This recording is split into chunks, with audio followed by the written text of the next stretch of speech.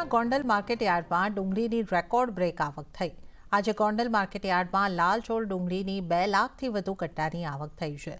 એક મણ ડુંગળીનો 200 થી 580 રૂપિયા જેવો ભાવ બોલાયો છે। જોકે યાર્ડની બહાર 500 જેટલા વાહનો હજુ પણ ઊભા છે। કતારમાં આ વાહનો ઊભા છે।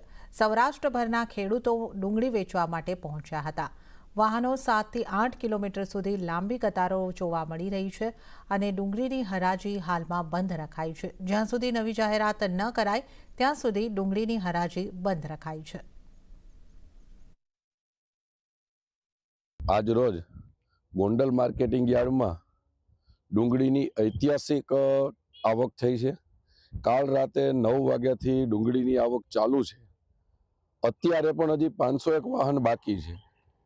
માર્કેટિંગ યાર્ડમાં આજે લગભગ 2 થી 2.5 લાખ બોરી ડુંગળી આવી હોય એવો અંદાજ દેખાય છે।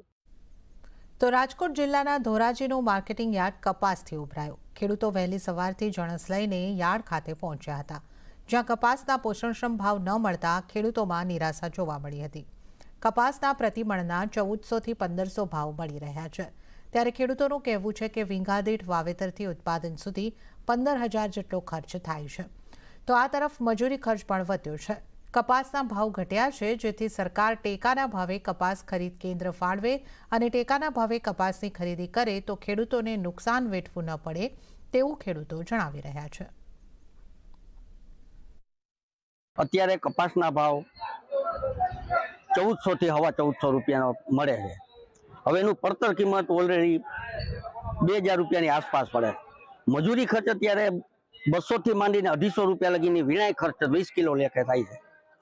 તો ભલે હું કહું આપણે જાજે 2000 નહીં પણ 1700-1800 રૂપિયા ભાવ પ્રાપ્ત થાય ને તો મજૂરી ખર્ચ થોડોક બાદ થાય। ભાવ મળતા નથી, પૂરા 1400 રૂપિયા જેવું છે, પણ 1800-2000 રૂપિયા ભાવ મળવો જ જોઈએ તો આ ખેડૂતને સહન થઈ શકે એમ છે કે તો ખેડૂત આ જીવનમાં જીવી શકે એમ છે। ખર્ચો જાજો કર્યો, પાછો ધોવાઈ ગયો તો કપા માન કરીને એટલો થાય છે। ઉતારામાં બહુ વીઘે 14-15 મણ થાય છે કપા થયો છે।